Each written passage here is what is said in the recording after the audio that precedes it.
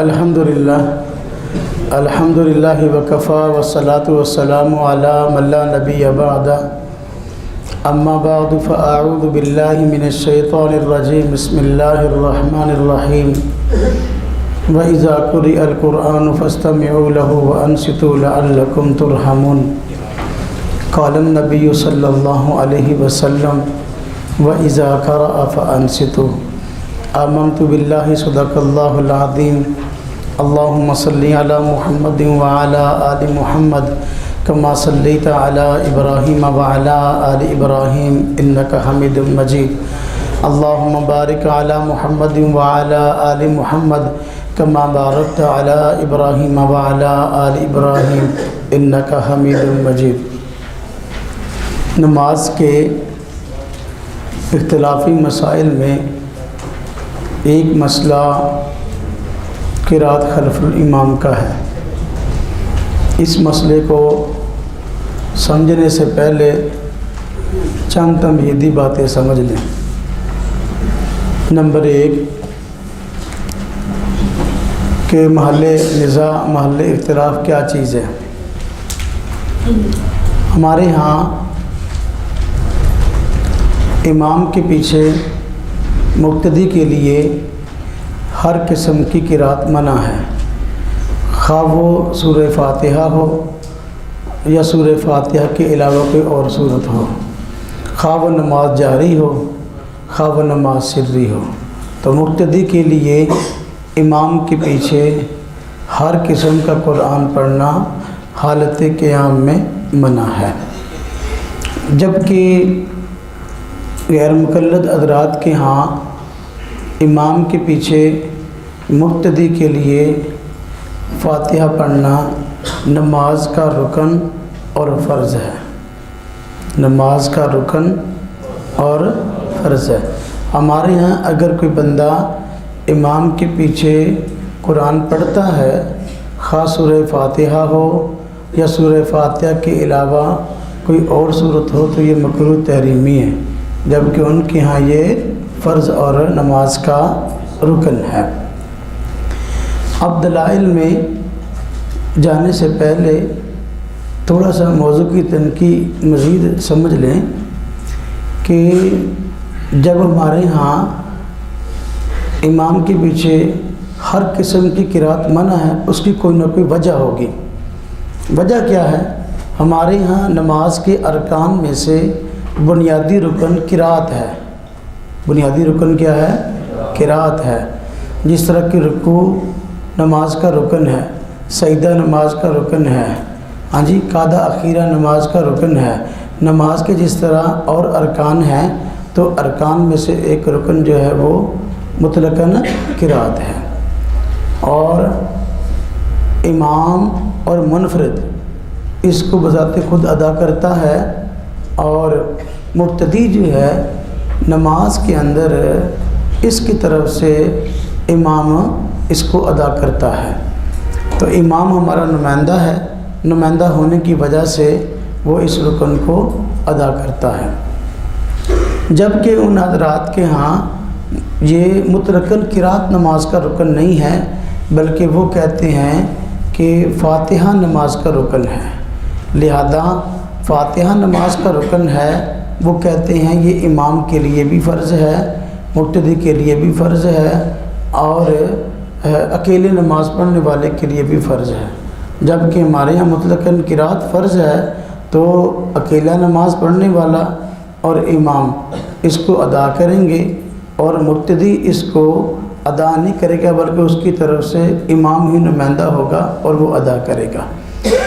دوسرا موضوع کی تنقید سے متعلق مسئلہ یہ ہے کہ غیر مقلد حضرات کے ہاں ان کے دعوے کے 3 حصے ہیں۔ نمبر 1 جو میں نے پہلے ذکر کیا کہ ان کے ہاں فاتحہ نماز کا رکن ہے، جبکہ ہاں فاتحہ ہمارے ہاں نماز کا رکن نہیں بلکہ مطلقاً قرأت نماز کا رکن ہے۔ نمبر 2 ان کے ہاں مقتدی کے لیے فاتحہ فرض ہے۔ کس کے لیے فرض ہے؟ مقتدی کے لیے فرض ہے۔ نمبر 3 ان کے ہاں ہر رکعت میں فاتحہ فرض ہے۔ اگر 4 رکعت والی نماز ہے، 4 رکعت والی نماز میں کسی بندے نے 3 رکعتوں کے اندر فاتحہ پڑھی ہے ایک رکعت میں نہیں پڑھتا، ان کے ہاں اس کی نماز نہیں ہوتی۔ تو دعوے کے ان کے 3 حصے ہو گئے۔ نمبر 1 فاتحہ نماز کا رکن ہے، نمبر 2 مقتدی کے لیے فرض ہے اور ضروری ہے، نمبر 3 ہر رکعت میں ضروری ہے، کوئی رکعت بھی فاتحہ کے بغیر نہیں ہوتی۔ بارکیف چونکہ ہمارے ہاں وہ رکن نماز کا مطلقاً قرات ہے۔ عموماً جب ہم کتب لکھتے ہیں تو ہمارے ہاں قرات، اس طرح ہمارے یہاں عنوان ترک قرات خلف الامام، ترک قرات خلف الامام ہمارے یہاں عنوان ہے۔ اب ان کے ہاں عنوان کیا ہونا چاہیے تھا؟ ہاں جی، ان کے ہاں عنوان جو ہے چونکہ فاتحہ فرض ہے نا، فاتحہ کے حوالے سے ہونا چاہیے تھا۔ یہ ایک کتاب ہے ہمارے فیصل آباد کے عالم ہیں ارشاد اللہ قصری صاحب، ان کی کتاب ہے توضیح الکلام فی وجوب القراءۃ خلف الامام۔ اب دیکھیں یہ اس کتاب کا عنوان ہے، جبکہ ان کے ہاں عنوان یہ نہیں ہونا چاہیے تھا۔ ان کے ہاں عنوان تو یہ ہونا چاہیے تھا کہ بھئی توضیح الکلام فی وجوب الفاتحۃ خلف الامام۔ کیا خیال ہے؟ جب ان کے ہاں رکن قرات نہیں ہے بلکہ رکن کیا ہے؟ فاتحہ ہے۔ جب رکن فاتحہ ہے تو پھر کتاب کا عنوان بھی فاتحہ کے تحت ہونا چاہیے تھا، لیکن عنوان انہوں نے اور لگایا ہے جبکہ دعویٰ اور ہے۔ اب جس بندے کو کتاب کا نام بھی رکھنا نہیں آتا وہ آگے بات کیا کرے گا؟ بات سمجھ آئی؟ اچھا، اب میں تھوڑا سا اپنے موقع کو کھولتا ہوں۔ نماز کے اندر مختلف تبدیلیاں آئی ہیں۔ نماز کی تبدیلیوں میں سے ایک تبدیلی مسئلہ قرات بھی ہے۔ پہلے جس طرح کہ حضور نبی پاک صلی اللہ علیہ وسلم کے پیچھے صحابہ کرام نماز پڑھتے تھے تو بوقت ضرورت بات کرنے کی اجازت ہوتی تھی، اور کوئی بندہ بعد میں آتا ساتھ والے سے پوچھ لیتا کہ بھئی کتنی نماز کی رکعتیں ہوئی تو وہ بتا دیا کرتا۔ اس طرح نماز میں قدر ضرورت چلنے پھرنے کی بھی اجازت تھی، اور بھی کوئی مسائل تھے۔ نماز میں کافی ساری تبدیلیاں آئیں اور نماز حرکات سے سکون کی طرف آئی ہے۔ نماز کی تبدیلیوں میں سے ایک تبدیلی یہ بھی ہے کہ پہلے کسی دور میں حضور نبی پاک صلی اللہ علیہ وسلم کے پیچھے صحابہ کرام قرات کرتے تھے، بعد میں حضور نبی پاک صلی اللہ علیہ وسلم نے منع کر دیا۔ اگر ہم تمام روایت کو تطبیق دینا چاہیں تو یوں تطبیق دے سکتے ہیں کہ ایک دور وہ تھا کہ حضور نبی پاک صلی اللہ علیہ وسلم بھی قرات کرتے اور فاتحہ بھی پڑھتے بیشت امام، اور آپ کے پیچھے صحابہ کرام بھی قرات کرتے اور فاتحہ بھی پڑھتے، یعنی فاتحہ قرات بھی کرتے اور بھی قرات کرتے۔ تو بعد میں آپ صلی اللہ علیہ وسلم نے یہ منع فرما دیا کہ فاتحہ کے علاوہ اور کوئی صورت جو ہے وہ پیچھے نہ پڑھا کرو، اور فاتحہ کو ضروری قرار دیا۔ تو صحابہ کرام حضور نبی پاک صلی اللہ علیہ وسلم کے پیچھے فاتحہ پڑھتے تھے، اور اس کے بعد اور کوئی جو ہے وہ صورت نہیں پڑھتے تھے، کسی اور صورت کی قرات نہیں کرتے تھے۔ پھر ایک وقت آیا کہ جہری اور سری نمازوں میں فرق آ گیا کہ آپ صلی اللہ علیہ وسلم نے جہری نمازوں میں اپنے پیچھے نماز پڑھنے سے منع فرما دیا، اور پھر ایک وقت وہ آیا کہ سری نمازوں میں بھی آپ کے پیچھے قرات منع ہو گئی۔ تو اس طرح اگر ہم جتنے بھی احادیث ہیں، جتنے بھی قرآن میں دلائل ہیں اور حدیث میں دلائل ہیں، اگر ہم ان کو دیکھیں تو اس تطبیق کو سامنے رکھیں تو ساری کی ساری آیات میں اور احادیث میں تطبیق ہو جاتی ہے اور کسی قسم کا نزاع باقی نہیں رہتا۔ لیکن وہ کہتے ہیں کہ امام کے پیچھے ہمیشہ سے صحابہ کرام قرات کرتے رہے اور اس میں کسی قسم کی تنسیخ نہیں ہوئی۔ آپ صلی اللہ علیہ وسلم کے پیچھے وفات تک صحابہ کرام پیچھے فاتحہ پڑھتے رہے اور فاتحہ کو بحیثیت فرض پڑھتے رہے، بحیثیت رکن پڑھتے رہے۔ اب ہم نے اس مسئلہ کے متعلق جو ہے وہ کچھ دلائل ذکر کرنے ہیں، پھر آگے ہم اپنے موقف کی خوبی ذکر کریں گے اور ان کے موقف کی کمزوری ذکر کریں گے۔ ہمارے موقف کی خوبی یہ ہے کہ الحمدللہ ہمارے پاس اپنے امتیازی مسائل میں سب سے پہلے قرآن کریم بطور دلیل کے موجود ہوتا ہے، جبکہ ہمارا فریق مخالف عموماً جب دلیل دینے کی بات کرتا ہے تو پہلے حدیث کی طرف جاتا ہے، قرآن کی طرف نہیں آتا۔ کیوں؟ اس لیے کہ اس کے پاس قرآن کریم کی دلیل عموماً ہوتی نہیں ہے، اس لیے وہ حدیث پاک کی طرف جاتا ہے۔ حدیث کا احترام اپنی جگہ، لیکن چونکہ دلائل میں پہلا نمبر کس کا ہے؟ قرآن کریم کا۔ دلائل میں پہلا نمبر قرآن کریم کا ہے۔ ہمارے پاس دلیل ہوتی بھی ہے اس لیے ہم پیش کر دیتے ہیں، لیکن ان کے پاس دلیل ہوتی نہیں ہے اس لیے وہ قرآن کو بیان نہیں کرتے بلکہ حدیث پاک کی طرف لوگوں کو لے جاتے ہیں، اور حدیث پاک کا جو ان کا دعویٰ ہوتا ہے اور ہوتا ہے، حدیث پاک کا مطلب اور ہوتا ہے۔ اس پہ ہم بعد میں بات کرتے ہیں۔ تو ہمارے پاس الحمدللہ پہلے دلیل قرآن کریم کی ہے۔ امام اعظم ابو حنیفہ رحمۃ اللہ علیہ کے موقف کی خوبی یہ ہے کہ وہ پہلے قرآن کریم کو بطور دلیل کے پیش کرتے ہیں۔ چنانچہ قرآن کریم سورہ اعراف میں ارشاد ہے، اعوذ باللہ من الشیطان الرجیم بسم اللہ الرحمن الرحیم۔ اللہ پاک فرماتے ہیں وَإِذَا قُرِئَ الْقُرْآنُ فَاسْتَمِعُوا لَهُ وَأَنصِتُوا لَعَلَّكُمْ تُرْحَمُونَ۔ جب قرآن پڑھا جائے تو اس کی طرف کان لگا کے سنو اور چپ رہو تاکہ تم پہ رحم کیا جائے۔ اب توجہ فرمائیں، یہاں حکم کس کو ہے؟ عام صحابہ کرام کو، عام مسلمانوں کو ہے کہ جب نماز میں قرآن پڑھا جائے۔ یہ آیت امام احمد رحمۃ اللہ علیہ فرماتے ہیں، اس بات کو علامہ ابن تیمیہ نے نقل کیا ہے اور مغنی ابن قدامہ میں بھی یہ بات موجود ہے۔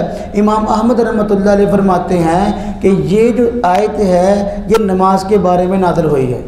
یہ آیت کس کے بارے میں نازل ہوئی ہے؟ اس بات پہ اجماع ہے کہ یہ آیت نماز کے بارے میں نازل ہوئی ہے۔ اب عام مسلمانوں کو ارشاد ہے، عام صحابہ کرام کو حکم ہے کہ نماز کے اندر جب قرآن پڑھا جائے تو اس کی طرف کان لگا کے سنو اور چپ رہو۔ سوال یہ ہے کہ اگر عام مقتدیوں نے، صحابہ کرام نے چپ رہنا تھا اور کان لگانے تھے تو پھر اس کو پڑھے گا کون؟ قرآن کو پڑھا گیا، فرمایا گیا نا جب قرآن پڑھا جائے تو چپ رہو، پڑھے گا کون؟ اس سے بات معلوم ہوئی پڑھے گا امام اور چپ رہیں گے مقتدی۔ یہاں دو کام ہے، ایک کام امام کے کرنے کا ہے، دوسرا کام مقتدی کے کرنے کا ہے۔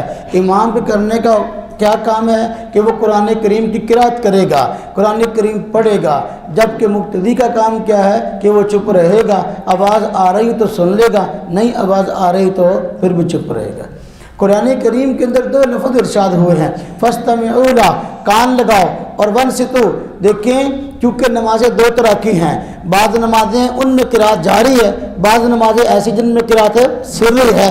اب اگر صرف فاستمعوا لہ آتا تو پھر سوال پیدا ہوتا کہ بھئی دیکھو جن نمازوں میں امام آہستہ قرات کرتا ہے اور اس کی قرات سنی نہیں جاتی تو اس وقت ہم کام کیسے لگائیں؟ تو لہذا اللہ پاک نے دو لفظ ارشاد فرمائے، فرمایا فاستمعوا، بلکہ دو حکم دیے، فاستمعوا لہ، اگر آواز آ رہی ہو تو پھر کان لگا لو، اگر آواز نہیں آ رہی، خواہ وہ ظہر کی نماز ہے، خواہ وہ عصر کی نماز ہے، خواہ وہ مغرب کی تیسری رکعت ہے، خواہ وہ عشاء کی آخری دو رکعتیں ہیں، وہ انصتوا، چپ رہو، لعلکم ترحمون، تاکہ تم پر رحم کیا جائے۔ اب ہم کہتے ہیں جس بندے کو اللہ پاک کی رحمت کی ضرورت ہے وہ چپ رہے گا، جس کو نہیں ضرورت وہ آگے پیچھے پڑھتا رہے گا۔ بات سمجھ میں آ رہی؟ تو اب امام اعظم ابو حنیفہ رحمۃ اللہ علیہ کے موقف کی خوبی یہ ہے کہ سب سے پہلے وہ قرآن پیش کرتے ہیں۔ الحمدللہ ہمارے پاس دلائل میں پہلے قرآن ہے۔ گھڑی سامنے لگی ہونی چاہیے ویسے تاکہ بندہ اس کے حساب سے بولے۔ چلو ہاں، تو پہلی دلیل۔ دوسری دلیل، حضور نبی پاک صلی اللہ علیہ وسلم کا فرمان، چونکہ قرآن متن ہے اور حدیث پاک اس کی شرح ہے۔ مسلم شریف میں روایت ہے، حضور نبی پاک صلی اللہ علیہ وسلم فرماتے ہیں وَإِذَا قَرَأَ فَأَنصِتُوا، امام جب قرآن پڑھے تم چپ رہو۔ اب دیکھو حضور نبی پاک صلی اللہ علیہ وسلم نے فرما دیا جب امام قرآن پڑھے گا ہم نے چپ رہنا ہے۔ روایت مسلم شریف کے اندر موجود ہے، جب ہم نے چپ رہنا ہے۔ اب یہاں حکم نہیں آیا کہ نماز فجر کی ہو یا نماز ظہر کی ہو، نماز عشاء کی ہو یا نماز عصر کی ہو، نماز کوئی بھی ہو ہم نے چپ رہنا ہے۔ امام جب ہمارا قرآن پڑھے گا، جب بھی قرآن پڑھے گا ہم نے چپ رہنا ہے۔ تو قرآن سے بھی استدلال مضبوط ہوا، حدیث پاک سے بھی استدلال مضبوط ہو گیا۔ دو دلیلیں ہو گئی۔ نمبر تین، اللہ پاک نے قرآن کریم میں سورہ فاتحہ حضور نبی پاک صلی اللہ علیہ وسلم کی خصوصیت بتائی ہے۔ اللہ پاک قرآن کریم میں فرماتے ہیں وَلَقَدْ آتَيْنَاكَ سَبْعًا مِنَ الْمَثَانِي وَالْقُرْآنِ الْعَظِيمِ، جب فرمایا وَلَقَدْ آتَيْنَاكَ سَبْعًا مِنَ الْمَثَانِي، ہم نے یہ 7 آیتیں بار بار پڑھی جانے والی آپ کو عطا فرمائی ہیں اور یہ قرآن عظیم ہے۔ اب اس آیت میں فرمایا گیا کہ سورہ فاتحہ آپ کو عطا ہوئی ہے۔ معراج کی رات اللہ تبارک و تعالیٰ نے تمام انبیاء علیہم السلام کو مسجد اقصی میں جمع کیا تھا اور تمام نے آپ صلی اللہ علیہ وسلم کے پیچھے نماز ادا فرمائی تھی۔ اب اگر آپ کہو کہ انبیاء نے حضور کے پیچھے فاتحہ پڑھی تھی، اللہ پاک قرآن کریم میں فرماتے ہیں وَلَقَدْ آتَيْنَاكَ سَبْعًا مِنَ الْمَثَانِي، یہ سورہ فاتحہ ہم نے دی آپ کو ہے، تو پھر پڑھی کیسے ہے؟ معلوم ہوا چونکہ فاتحہ حضور کو عطا ہوئی تھی، اس نماز میں فاتحہ حضور نے پڑھی ہے تو انبیاء کی طرف سے بھی شمار ہو گئی ہے۔ سمجھ آئی کہ نہیں آئی؟ آئی۔ وَلَقَدْ آتَيْنَاكَ سَبْعًا مِنَ الْمَثَانِي، دیکھو جب یہ آیتیں جو 7 بار بار پڑھی جاتی ہیں، یہ سورہ فاتحہ بھی ہے، قرآن عظیم بھی ہے، جب یہ قرآن عظیم ہے تو پھر اب کہنا امام کے پیچھے قرآن پڑھنا ہے، بھائی قرآن کریم پورے کا پورا یہ شرح ہے، الف لام میم سے لے کر والناس تک، سورہ فاتحہ اس کا خلاصہ ہے، اس کو اس لیے ام القرآن بھی کہتے ہیں۔ جب سورہ فاتحہ ام القرآن ہے اور ام القرآن کے متعلق قرآن کریم میں آ گیا کہ بھائی یہ حضور نبی صلی اللہ علیہ وسلم کو عطا کی، باقی انبیاء کو نہیں عطا کی، جب باقی نبیوں کو سورہ فاتحہ ملی نہیں ہے تو انہوں نے پڑھی بھی نہیں ہے، جب نہیں پڑھی تو نماز انبیاء کی ہو سکتی ہے تو ہماری نماز کیوں نہیں ہو سکتی؟ بات سمجھ میں آئی؟ اچھا کتنی دلیل ہو گئی؟ 3۔ نمبر 4 سنن ابن ماجہ میں روایت ہے، سنن ابن ماجہ میں روایت ہے اور دیگر کتب میں روایت موجود ہے، حضور نبی پاک صلی اللہ علیہ وسلم جب بیمار ہوئے، مرض الوفات تھا، آپ نے صحابہ کرام کو حکم دیا کہ آپ جو ہے وہ ابوبکر صدیق کو کہو کہ وہ نماز پڑھائے، مرو ابا بکر فلیصلی بالناس، ابوبکر کو کہو کہ لوگوں کو نماز پڑھائے۔ اب ابوبکر صدیق رضی اللہ عنہ حضور نبی پاک صلی اللہ علیہ وسلم کے آخری نمازیں پڑھا رہے ہیں، مصلی کے وارث ہیں۔ ایک دن ایسا ہوا آپ صلی اللہ علیہ وسلم کو مرض میں کچھ افاقہ ہوا، صحابہ کرام کے سہارے مسجد میں تشریف لائے ہیں، ابوبکر صدیق رضی اللہ عنہ نماز پڑھا رہے تھے۔ ابوبکر صدیق رضی اللہ عنہ نے جب محسوس فرمایا آپ صلی اللہ علیہ وسلم تشریف لے آئے ہیں، آپ صلی اللہ علیہ وسلم ابوبکر صدیق کے پہلو میں بیٹھ گئے ہیں، ابوبکر صدیق کے پہلو میں بیٹھ گئے ہیں۔ اب بقیہ نماز کو حضور نبی پاک صلی اللہ علیہ وسلم نے پورا فرمایا ہے۔ روایت میں آتا ہے جہاں سے ابوبکر صدیق نے قرآن پڑھنا چھوڑا تھا حضور نے وہیں سے شروع کیا ہے، حضور نے وہیں سے شروع کیا ہے۔ اگر تم کہتے ہو نا بھائی فاتحہ کے بغیر نماز نہیں ہوتی، اور ابوبکر صدیق تو قرات کر چکے تھے، کتنا حصہ کر چکے تھے، اگر اس کے بغیر نماز نہ ہوتی حضور نبی پاک صلی اللہ علیہ وسلم جب تشریف لائے ہیں نماز شروع کی ہے، ظاہر بات ہے وہ حصہ قرات کا جو ابوبکر صدیق کر چکے تھے آپ نے تو نہیں کیا تھا، آپ دوبارہ الحمد شریف سے شروع کرتے، جبکہ آپ نے قرات وہاں شروع کی ہے جہاں سے ابوبکر صدیق نے چھوڑی تھی۔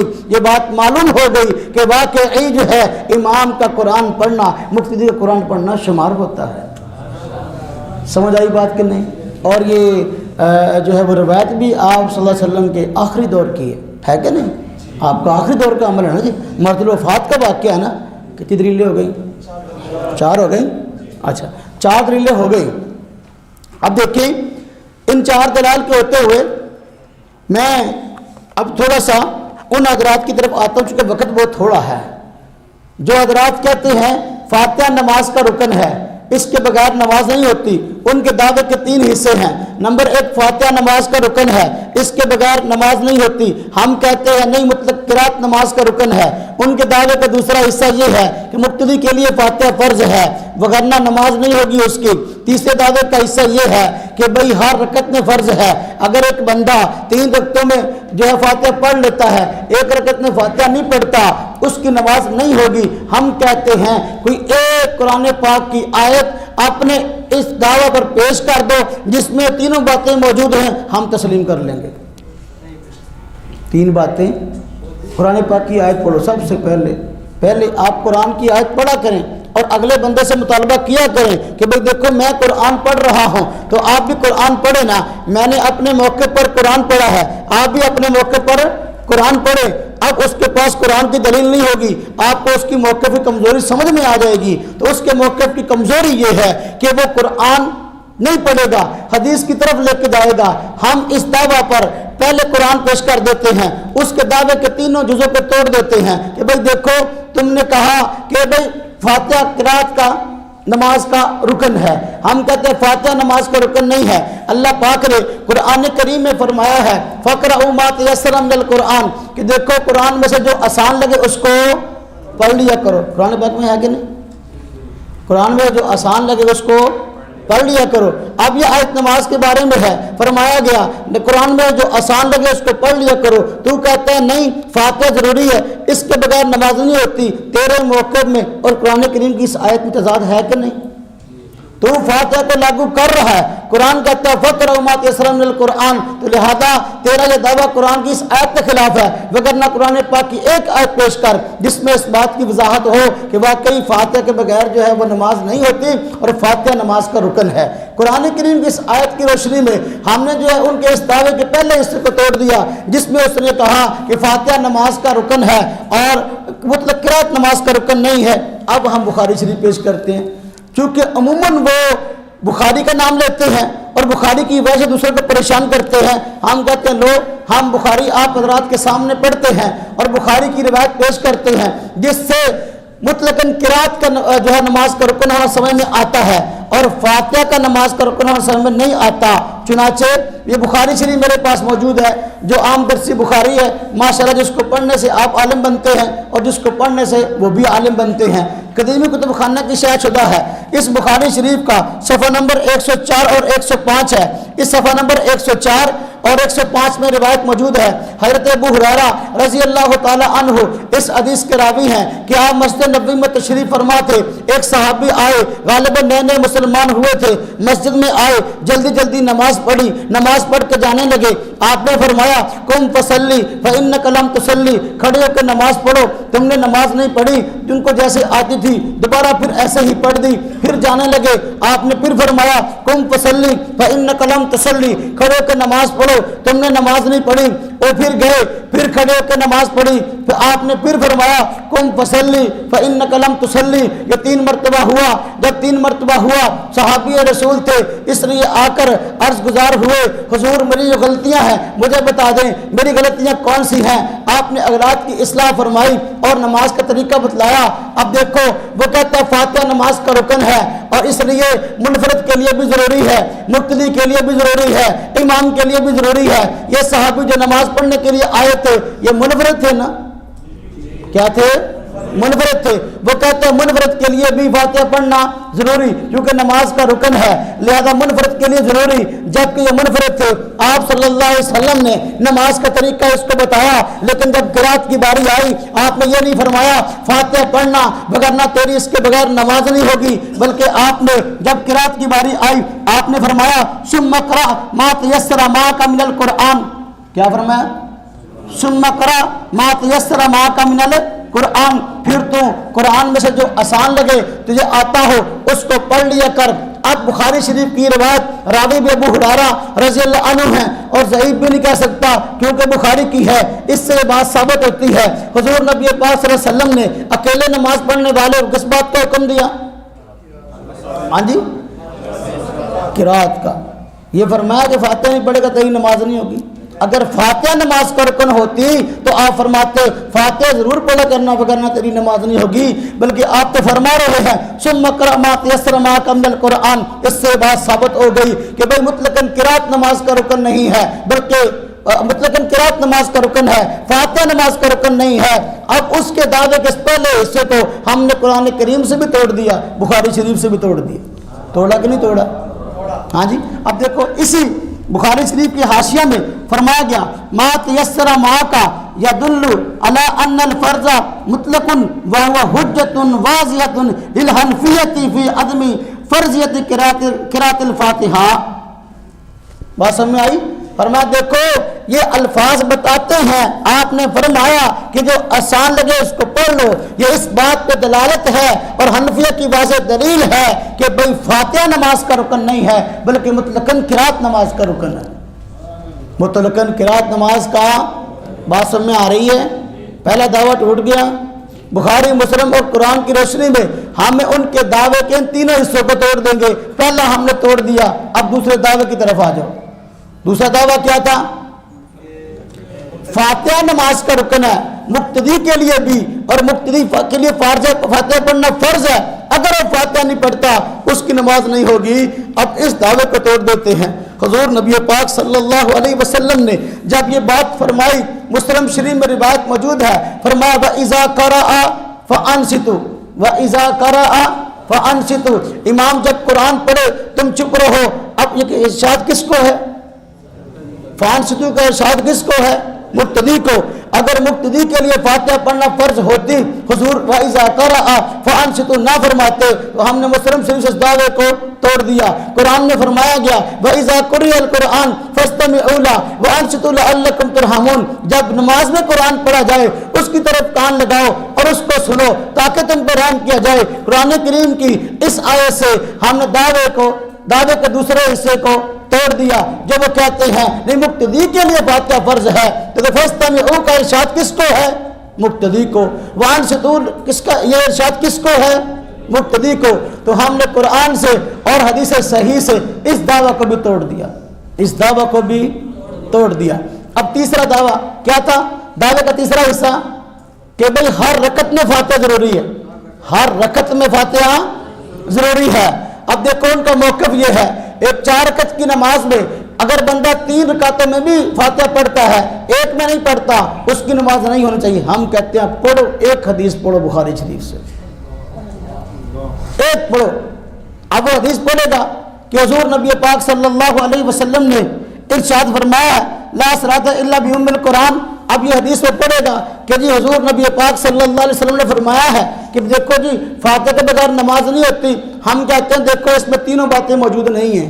نمبر 1 آپ نے فرمایا ہو کہ یہ نماز کا رکن ہے، نہیں ہے۔ دوسری بات مقتدی کا لفظ نہیں ہے، مقتدی کا لفظ نہیں ہے۔ نمبر 3 آپ کا موقف یہ ہے کہ ہر رکعت میں فاتحہ فرض ہے، جبکہ اس حدیث کے اندر رکعت کا لفظ نہیں، اس میں فرمایا گیا فاتحہ کے بغیر نماز نہیں ہوتی۔ اب اگر ایک بندہ اس حدیث کی روشنی میں سمجھنا ذرا بات کو، اس حدیث کی روشنی میں اگر ایک بندہ 4 رکعت والی نماز میں 1 رکعت کے اندر فاتحہ پڑھ لیتا ہے، 3 رکعتوں میں فاتحہ نہیں پڑھتا، اس کی نماز ہو جانی چاہیے کہ نہیں؟ ہو جانی چاہیے۔ فاتحہ اس نے پڑھ لی، حدیث پاک میں فاتحہ کے بغیر نماز نہیں ہوتی۔ جب آپ نے فرمایا فاتحہ کے بغیر نماز نہیں ہوتی تو آپ مجھے بتائیں اس نے فاتحہ پڑھ لی کہ نہیں پڑھ لی؟ اس حدیث کی روشنی میں اس کی نماز ہو جانی چاہیے، لیکن غیر مقلد کہتا نہیں ہوتی۔ اب ایک بندہ 2 رکعت میں فاتحہ پڑھ لیتا ہے، 2 میں فاتحہ نہیں پڑھتا۔ اب دیکھو حدیث پاک کی بظاہر روشنی میں اس کی نماز ہو جانی چاہیے، کیوں؟ اس طرح کہ اس نے ایک کی بجائے 2 مرتبہ پڑھ لی ہے۔ آپ نے فرمایا نماز میں فاتحہ نہیں پڑھتا اس کی نماز نہیں ہوتی، اس بچے نے 2 مرتبہ پڑھ لیا، غیر مقلد پھر کہتے تھے نماز نہیں ہوئی۔ بات سمجھ میں آئی؟ اب ایک بندہ 4 رکعت والی نماز میں 3 مرتبہ فاتحہ پڑھ 3 رکعتوں میں فاتحہ پڑھ لیتا ہے، چوتھی میں نہیں پڑھتا۔ اب حدیث کی روشنی میں اس کی نماز ہو جانی چاہیے، اس طرح اس بیچارے نے 1 مرتبہ نہیں، 2 مرتبہ نہیں، 3 مرتبہ پڑھ لی ہے، لیکن یہ کہتے تھے یہ نماز پھر بھی نہیں ہوتی۔ پھر ہم کہتے ہیں پھر یہ حدیث نہ پیش کرو، بلکہ بخاری شریف سے یہ حدیث پیش کرو لا رکعت الا بأم القرآن، لا رکعت الا بفاتحہ الکتاب۔ اگر اس طرح کی حدیث کوئی موجود ہے بخاری سے تم دکھا دو، عمل ہم شروع کر دیتے ہیں۔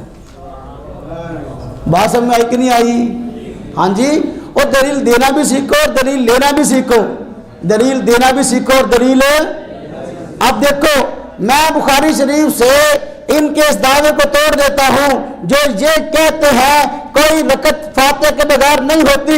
میں کہتا ہوں میں آپ کو صحابی کی نماز دکھاتا ہوں اور صحابی بھی سمجھتے ہیں میری نماز ہو گئی اور حضور کے پیچھے پڑی ہے، حضور صلی اللہ علیہ وسلم نے بھی ان کی نماز کو نماز شمار کیا ہے۔ بخاری میں روایت ہے صحابی رسول حضرت ابو بکر رضی اللہ تعالی عنہ، حضرت ابو بکر صحابی اور ہیں اور حضرت ابو بکر صحابی اور ہیں۔ ایک مرتبہ آپ صلی اللہ علیہ وسلم نماز پڑھا رہے تھے، حضرت ابو بکر رضی اللہ تعالی عنہ مسجد میں تشریف لائے، دیکھا کہ آپ صلی اللہ علیہ وسلم نماز پڑھا رہے ہیں اور رکوع کی حالت میں ہیں۔ انہوں نے جوتا اتارا اور جوتا اتارتے ہی دیکھا کہ آپ صلی اللہ علیہ وسلم رکوع میں ہیں، صحابہ کرام بھی رکوع میں ہیں۔ اس بات کا ڈر ہوا میری کہیں رکعت نہ نکل جائے، اس لیے جوتا اتارتے ہی وہی رکوع کے اندر جھک گئے، نماز نیت لی اور چلتے ہوئے صحابہ کرام کے ساتھ آ کر صفوں میں شامل ہو گئے۔ جب انہوں نے یہ کام کیا کہ وہیں سے جھکے، رکوع میں چلے گئے، چلتے ہوئے صفوں میں آ گئے، نماز کو پورا کیا۔ حضور نبی پاک صلی اللہ علیہ وسلم کے ہاں آپ کی نماز کا تذکرہ ہوا کہ یوں انہوں نے کیا ہے، نماز میں لیٹ آئے تھے، نماز میں لیٹ آنے کے باوجود انہوں نے یہ کام کیا کہ وہی نماز نیت لی اور پھر چلتے ہوئے صفوں میں آئے ہیں اور آپ وسلم کے ساتھ نماز میں رکوع میں شامل ہو گئے ہیں۔ آپ نے فرمایا وہ اللہ پاک تیری حرص کو زیادہ کرے، آئندہ ایسا نہ کرنا۔ اللہ پاک تیری حرص کو زیادہ کرے، آئندہ ایسا نہ کرنا۔ اب توجہ کرنا ذرا، اب وہ صحابی رسول لیٹ آئے تھے، فاتحہ پڑھی تھی انہوں نے؟ اس رکعت میں فاتحہ پڑھی؟ جب شامل رکوع کے اندر ہوئے ہیں اب فاتحہ کہاں پڑھی انہوں نے؟ لیکن آپ نے فرمایا اللہ پاک تیری حرص کو زیادہ کرے، آئندہ ایسا نہ کرنا۔ اس سے یہ بات معلوم ہوئی ہے کہ بھئی دیکھو حضور نبی پاک صلی اللہ علیہ وسلم نے اس صحابی کو کھڑے ہو کے نماز پڑھنے کا حکم نہیں دیا، اور تو نے فاتحہ نہیں پڑھی، تیری ایک رکعت گیا، تیری کوئی نماز بھی نہیں، پورا بالکل نماز نہیں ہوئی، کھڑا ہو کے دوبارہ نماز پڑھ۔ تاریخ میں کہیں بھی یہ بات مذکور نہیں کہ حضور نبی پاک صلی اللہ علیہ وسلم نے ان کو نماز کے دہرانے کا یا رکعت کے دہرانے کا حکم دیا ہو، کہیں بھی حدیث پاک میں یہ بات موجود نہیں ہے۔ اگر فاتحہ نماز کی ہر رکعت میں پڑھنا ضروری ہوتا تو پھر صحابی کی وہ رکعت نہیں ہونی تھی، اور آپ صلی اللہ علیہ وسلم نے فرمانا تھا کہ بھئی کھڑے ہو کے نماز دوبارہ پڑھو، اس لیے کہ تم نے ایک رکعت میں فاتحہ نہیں پڑھی۔ آپ نے جو غلطی تھی اس کی اصلاح فرما دی کہ وہ جو چل کر آئے تھے اور رکوع کی حالت میں چل کر آئے تھے، اس کی اصلاح فرما دی کہ اللہ پاک تیری حرص کو زیادہ کرے، آئندہ ایسا نہ کرنا۔ اس سے منع فرمایا کہ نماز کے اندر تو وہیں آپ جھک گئے تھے نماز میں، نماز نیت لی اور رکوع کی حالت میں چل کر آئے ہو، آئندہ اس طرح نہ کرنا، اللہ تیری حرص کو زیادہ کرے۔ اب صحابی کی حرص کیا تھی؟ فہم صحابی کیا ہے سمجھیں۔ صحابی کی فہم یہ تھی، صحابی یہ سمجھتے تھے اگر میں حضور کو رکوع میں پا لوں گا میری رکعت ہو جائے گی، اگر میں رکوع میں نہ پاؤں گا میری رکعت نہیں ہوگی، اسی وجہ سے وہ رکوع میں وہیں جھک گئے تھے۔ تو اس سے معلوم ہوا صحابی بھی یہ سمجھتے تھے ہر رکعت میں فاتحہ ضروری نہیں ہے۔ تو جو کہتا ہے ایک ہر رکعت میں فاتحہ ضروری ہے وگرنہ پوری نماز نہیں ہوگی، حضرت ابو بکرہ کی نماز ہو رہی ہے، صحابی رسول حضرت ابو بکرہ بھی یہی بات سمجھ رہے ہیں اور حضور نبی پاک صلی اللہ علیہ وسلم بھی یہی بات سمجھ رہے ہیں، اور ان کو نماز کے الٹانے کا آپ نے حکم نہیں دیا، تو معلوم ہوا یہ نظریہ کہ نماز کی ہر رکعت میں فاتحہ ضروری ہے وگرنہ نماز نہیں ہوگی، بخاری شریف کی اس روایت کی روشنی میں یہ بھی غلط ثابت ہوا۔ تو تینوں دعوے ٹوٹ گئے کہ نہیں ٹوٹے؟ ٹوٹ گئے، تینوں دعوے ٹوٹ گئے۔ جب تینوں دعوے ٹوٹ گئے الحمدللہ ہمیں اس بات کا واضح طور پر شرح صدر ہو گیا کہ ہمارے پاس الحمدللہ قرآن کریم بھی ہے اور ہمارے پاس حضور صلی اللہ علیہ وسلم کا فرمان بھی ہے، ہمارے پاس فہم صحابی بھی ہے۔ کیا ہے؟ فہم صحابی۔ اس لیے ہم کہتے ہیں کہ بھئی روایت اگر صحابی سے لیتے ہو تو معنی بھی صحابی سے لو، روایت اگر صحابی سے لیتے ہو تو معنی کس سے لو؟ لیکن وہ کہتے ہیں نا روایت صحابی سے لیں گے، معنی صحابی سے لیں گے، معنی وہابی سے لیں گے۔ معنی کس سے لینا ہے؟ ہاں، فہم صحابی یہ ہے کہ رکعت فاتحہ کے بغیر ہو رہی ہے، جو بندہ رکوع میں آ کے مل گیا اس نے فاتحہ نہیں پڑھی، معلوم ہوا اس کے امام نے پڑھ لی، اس کی پڑھنی شمار ہو گئی ہے، تو پھر بھئی ایک رکعت میں کیا مسئلہ ہے؟ پھر پوری نماز میں یہی مسئلہ ہوگا نا۔ ایک رکعت کی کیا بات ہے؟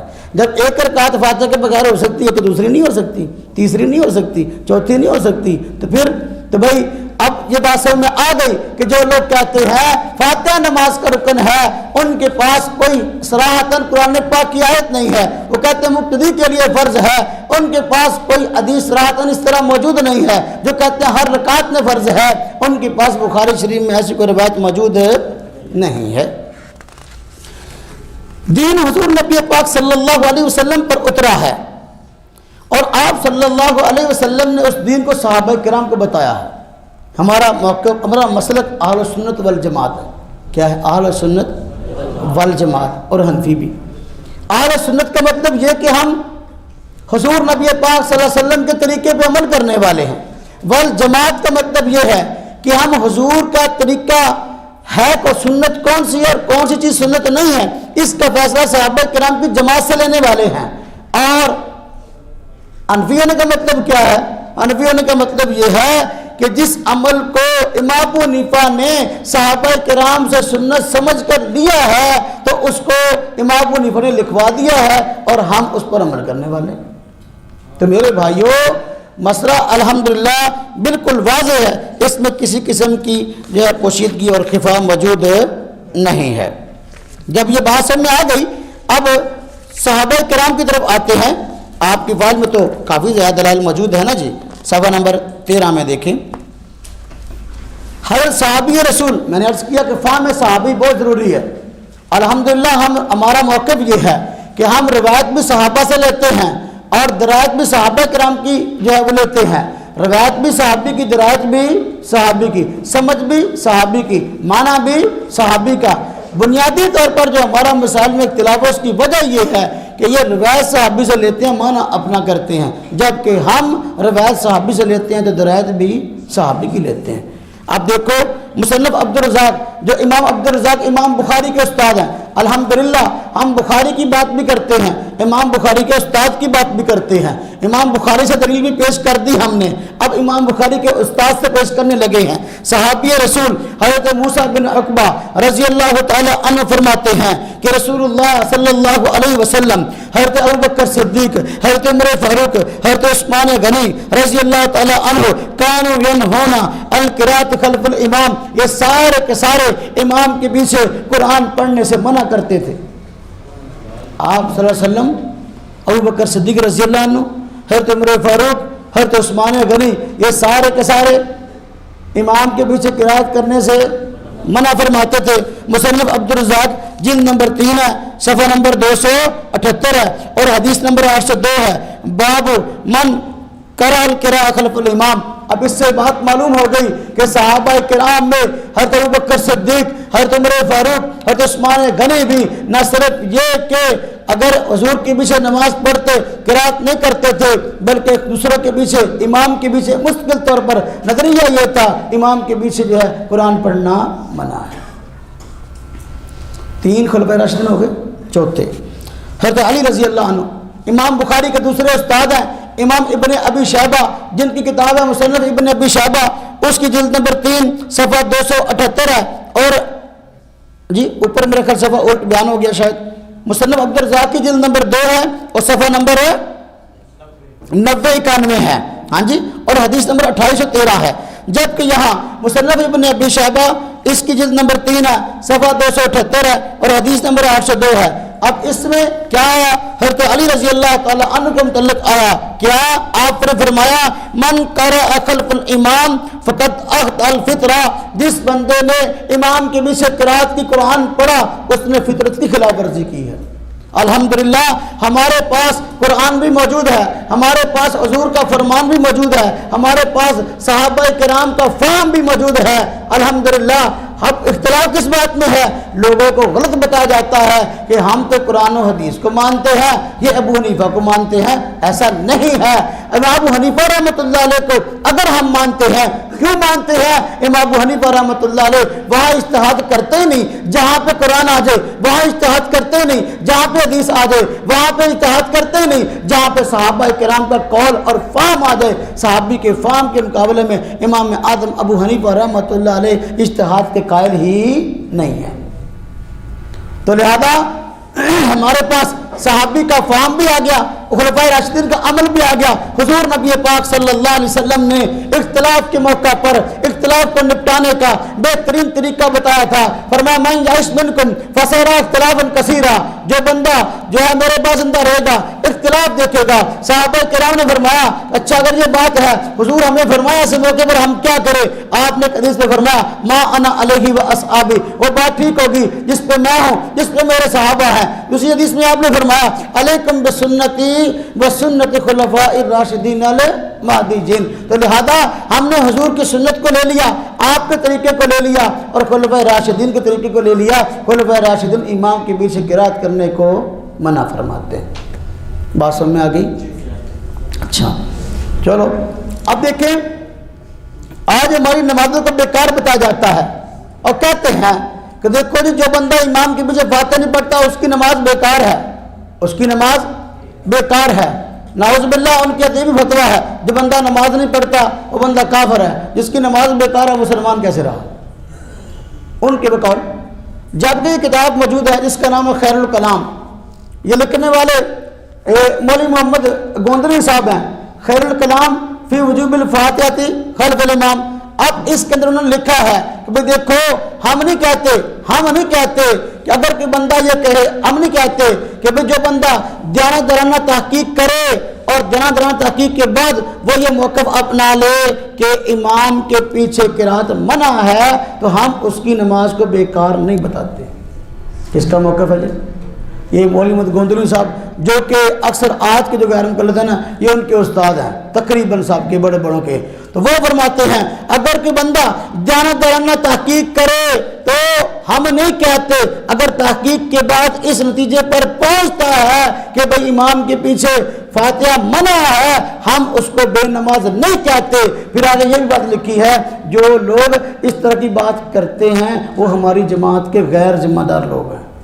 تو آج جتنے خطیب یہ بات کرتے ہیں ممبروں پر وہ سارے جماعت کے غیر ذمہ دار لوگ ہیں، سمجھ آئی؟ اور دیکھو یہ بات اتنی زبردست تھی کہ شجرت عصری صاحب نے توضیح الکلام کے اندر بھی اس بات کو نقل کیا ہے۔ پھر اب دلائل کی ترجیحات میں بات عرض کروں کہاں تک بات پہنچتی ہے۔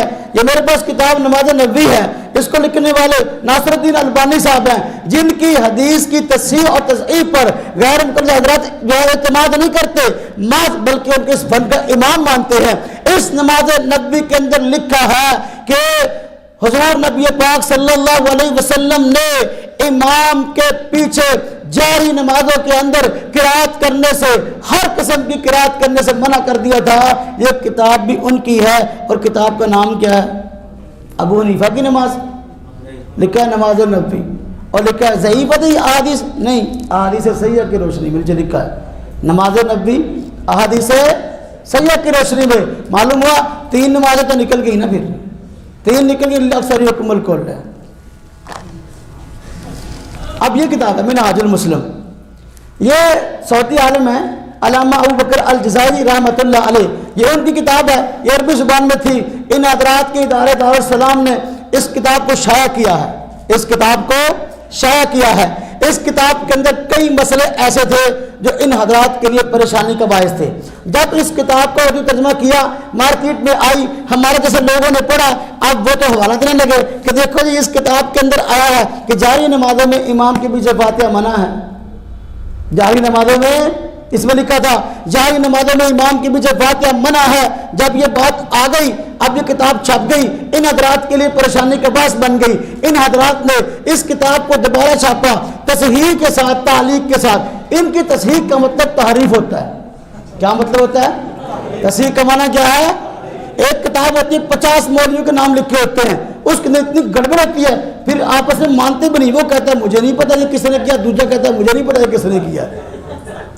اب یہ کتاب چھپی، میں تھک گیا اس کے نئے ایڈیشن کو دیکھتے ہوئے۔ اس کتاب میں 200 سے زیادہ عبارتیں نکال دی گئیں۔ کتنی عبارتیں؟ وہ تو میں یہاں آ کے پھر میری بات سب میں اب زیادہ نہیں ڈھونڈ سکتا۔ میں نے عربی نسخہ بھی سامنے رکھا جو عرب کا شائع شدہ تھا، یہ پہلا نسخہ بھی سامنے رکھا اور نیا بھی دیکھ کے جب میں 200 تک پہنچ گیا نا، میں نے کہا چلو بس اتنا ٹھیک ہے، پتہ چل گیا بھی ساری کتاب کو انہوں نے بیڑا گرک کر دیا ہے۔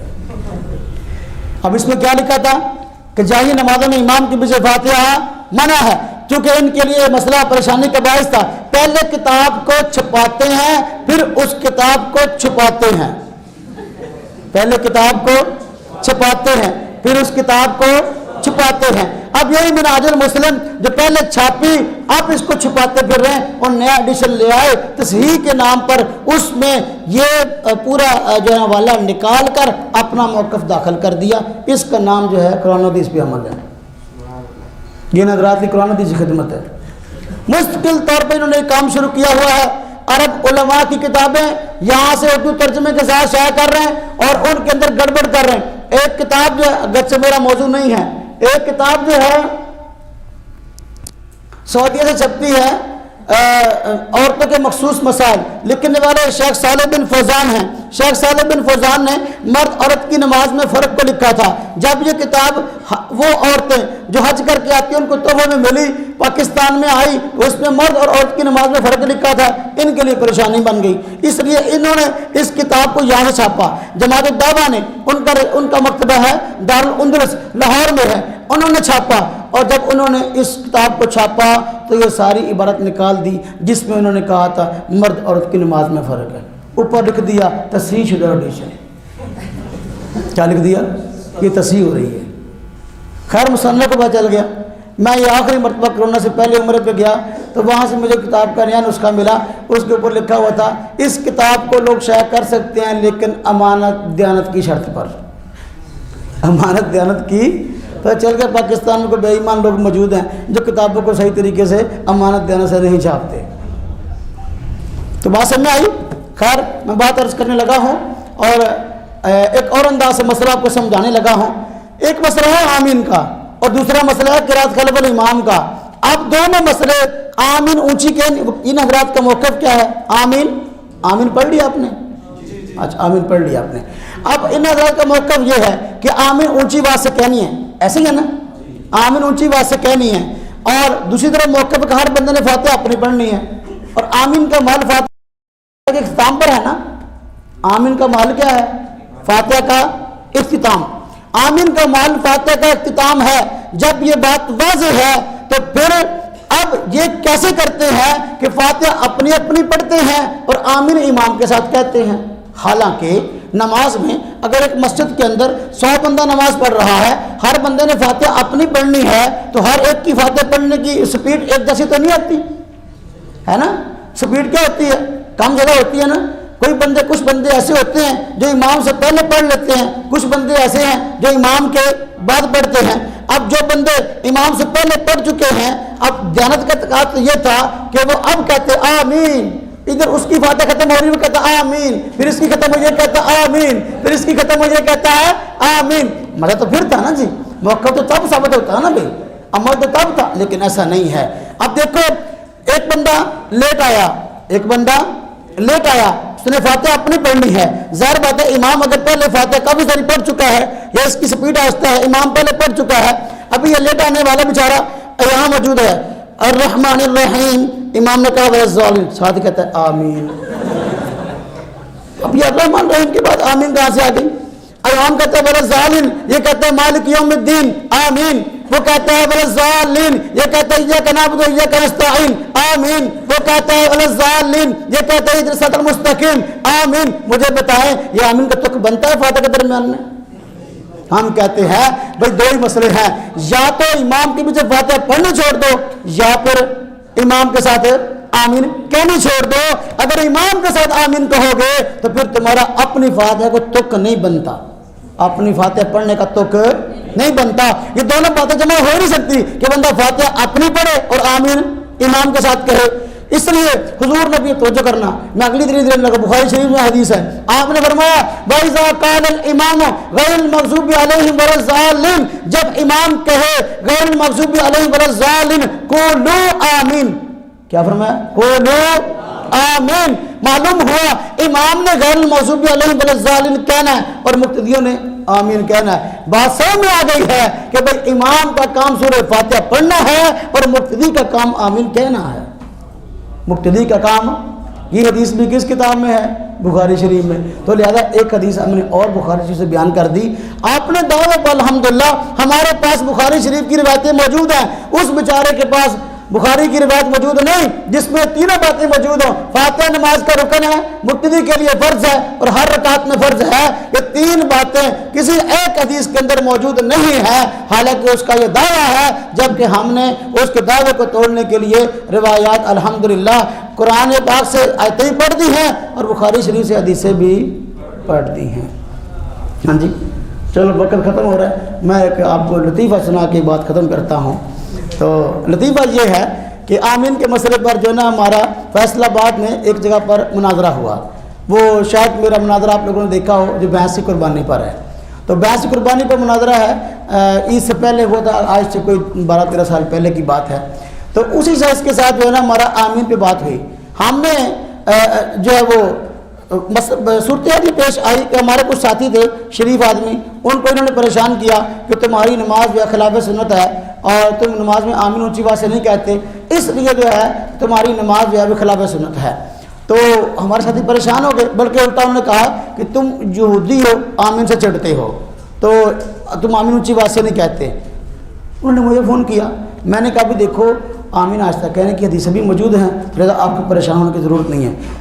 وہ کہنے لگے کہ نہیں بھئی یہ کہتے ہیں کہ نہیں آمین آہستہ کہنے کی حدیث کوئی نہیں. میں نے کہا چلو ان کو کہو پہلے پھر لکھ کے دے دو، لکھ کے دے دو کہ آمین آہستہ کہنے کی حدیث نہیں ہے. تو جب انہوں نے اس سے بات کی کہ بھئی آمین کے بارے میں آپ کہتے ہو کہ آمین آہستہ کہنے کی حدیث کوئی نہیں، آپ لکھ کے دے دو. اس نے کہا لکھ کے جانے کی ضرورت نہیں ہے، آپ ہم سے گفتگو کرنے کے لیے آؤ.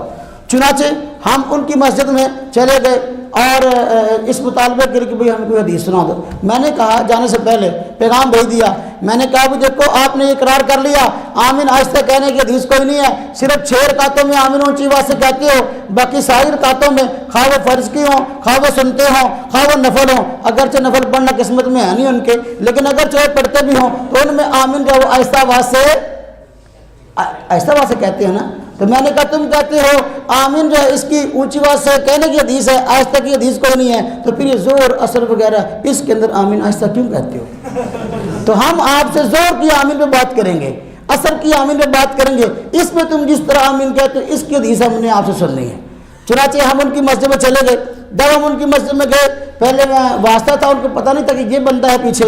جب ہم گئے تو انہوں نے چھوڑ ڈال دیا، آپ سے ہماری بات ہی کوئی نہیں ہے، آپ کو کسی نے بلایا نہیں. میں نے کہا مناظرے کے لیے نہیں آیا، میں صرف حدیث سننے کے لیے آیا. کہتے نہیں ہم آپ سے گفتگو نہیں کریں گے. میں نے کہا اہل حدیثوں کی مسجد ہے، صرف ایک حدیث سننے کے لیے آیا ہوں، میں ضعیف بھی نہیں کہوں گا، مجھے حدیث سنا دو میں چلا جاؤں گا. صرف زور کی نماز میں آپ جس طرح آمین کہتے ہو اس طرح حدیث سنا دو. اب وہ کہنے لگے چلو ہم حدیث سنا دیتے ہیں لیکن ہم اونچی آواز سے آمین کی حدیث سنائیں گے. میں نے کہا دیکھو اگر آپ زور میں اونچی آواز سے آمین کہتے ہو تو پھر ٹھیک ہے اونچی کی سنا دو، اگر آہستہ آواز سے کہتے ہو تو پھر آہستہ کی سنانی پڑے گی نا، یا اونچی آواز کی سنا دو. پھر کل سے زور کی نماز میں آمین آپ نے اونچی کہنی ہے. بات سمجھ میں آئی؟ اب بیٹھ گئے تو مجھے کہنے لگے مولوی صاحب آپ بہت ہوشیار ہیں، آپ چالاک آدمی ہیں، آپ زور کی نماز میں چلے گئے ہیں، حالانکہ فجر کی نماز تو پہلے ہے، فجر کی نماز میں آمین اونچی آواز سے ہے، لہذا فجر کی نماز میں آمین اونچی ہے تو پھر پہلے اونچی آواز سے آمین پہ بات کر لیں، بعد میں سر پہ بات کریں گے. میں نے کہا یار میں ہوشیار نہیں ہوں، سیدھا سا بندہ ہوں، چلو فجر پہ آ جاتا ہوں، لیکن مسئلہ یہ ہے آپ بھی سمجھتے ہیں اور میں بھی سمجھتا ہوں فجر کی سنتیں ضروری ہیں. فجر کی سنتیں ضروری ہیں. اب دیکھو آپ صلی اللہ علیہ وسلم کا فرمان ہے فجر کی سنتے نہ چھوڑو، خواہ تمہیں گھوڑے ہی کیوں نہ رون ڈالے، لہذا فجر کی سنتے پڑھنی ہیں. آپ بھی یہ بات کہتے ہو، اسی وجہ سے بس اوقات امام سلام پھیرتا ہے اس کے بعد بھی کھڑے ہو پڑھنے لگتے ہو. فجر کی سنتے ضروری ہیں. فجر کی سنتوں کے اندر آمین اگر آپ اونچی آواز سے کہتے ہو تو اس کی حدیث سنا دو، اگر آہستہ کہتے تو اس کی حدیث سنا دو. اب ان کے مولوی صاحب نے کہا کہ دیکھو مولانا صاحب آپ پھر سنتوں پہ آ گئے ہیں. دیکھو اگر یہ بات ہے فجر کے فرضوں سے پہلے اس کی سنتے ہیں تو فجر کی سنتوں سے پہلے استنجا اور وضو بھی ہے. استنجا اور میں کہ اس کا مطلب یہ ہوا کہ آپ استنجا کرتے ہو بھی آمین کہتے ہو، چلو ٹھیک ہے، اگر آپ استنجا کرتے ہو آمین اونچی آواز سے کہتے تو اس کی حدیث سنا دو، اگر آہستہ کہتے تو اس کی حدیث سنا دو. سمجھ آئی بات؟ اب وہ بڑے شرمندہ ہوئے، ان کے نمازی بڑے پریشان ہوئے، مولوی مولوی صاحب نے کیسی بات کی ہے. پھر میں نے کہا چلو یار چلو اونچی آواز سے آمین کی حدیث سنا دو، چلو یہی سنا دو. بخاری شریف سے کہتے بخاری شریف میں سناؤ. کہتا ہے اب حضور نبی پاک صلی اللہ علیہ وسلم کا فرمان ہے کہ جب امام غیر المغضوب علیہم ولا کہے تم آمین کہو، اس لیے کہ حضور نے فرمایا کہ فرشتے بھی آمین کہتے ہیں اور جس کی آمین فرشتوں کی آمین کے مشابہ ہو گئی اس کے تمام گناہ بخش دیے جائیں گے. تو کہتا ہے دیکھو جی میں نے آمین کی حدیث سنا دی. میں نے کہا یہاں آمین بالجار کہاں ہے؟ میں نے کہا دیکھو اتنے لوگ مسجد میں بیٹھے ہیں تو مسجد میں رحمت کے فرشتے موجود ہوتے ہیں، حضور نے فرمایا کہ یہ آمین کہتے ہیں، جس کی آمین فرشتوں کی آمین کے مشابہ ہوگی اس سے گناہ بخش دیے جائیں گے. آپ میں سے کبھی کسی نے فرشتوں کی آمین اونچی آواز سے سنی ہے؟ نمازیوں نے کہا نہیں. میں نے کہا جب نہیں سنی اب اس میں فجر ظہر مغرب عشاء کی تخصیص ہے؟ نہیں. کہ وہ سب نمازوں میں آمین آہستہ کہتے ہیں نا، تو اس سے معلوم ہوا یہ حدیث آمین بالجار کی دلیل نہیں ہے بلکہ آمین بالسر کی دلیل ہے، یہ پھر زور اثر فجر کی دلیل نہیں ہے بلکہ تمام نمازوں میں آمین آہستہ کہنے کی دلیل ہے۔ اور حدیث کس کتاب میں ہے؟ بخاری شریف میں۔ اب مجھے کہنے لگا چلو میں ایک اور حدیث سنا دیتا ہوں، میں نے کہا چلو ایک اور سنا دو۔ کہتا جی حدیث پاک میں آیا حضور نبی پاک صلی اللہ علیہ وسلم فرمایا اذا قال امام غیر المغضوب علیہم ولا الضالین قولوا آمین۔ اب قولوا کا معنی ہے اونچی کہو، قولوا کا معنی ہے میں نے کہا چلو ٹھیک ہے، اگر قولوا کا معنی اونچی کہو تو پھر میں آپ کو ایک اور حدیث سناتا ہوں کہ حدیث میں آیا اذا قال امام سمع اللہ لمن حمدہ قولوا ربنا لک الحمد، قولوا لہذا کال کر ربنا لک الحمد اونچی بات سے کہنا شروع کر دو۔ اب وہ بڑے پریشان ہوئے اور انہوں نے کہا جی مولانا صاحب دیکھو جی بات یہ ہم نے پہلے آپ سے کہا تھا کہ جو نا آپ کو ہم نے بلایا نہیں، آپ خام ہماری مسجد میں آئے ہیں۔ تو میرے بیٹوں، میرے بھائیوں، میرے دوستوں، اپنے دلائل کو سیکھنا چاہیے، سمجھنا چاہیے۔ اگر اپنے دلائل کو سیکھیں گے، سمجھیں گے، انشاءاللہ تعالی شرح صدر کے ساتھ بات کرنا جو ہے وہ آسان ہو جائے گی۔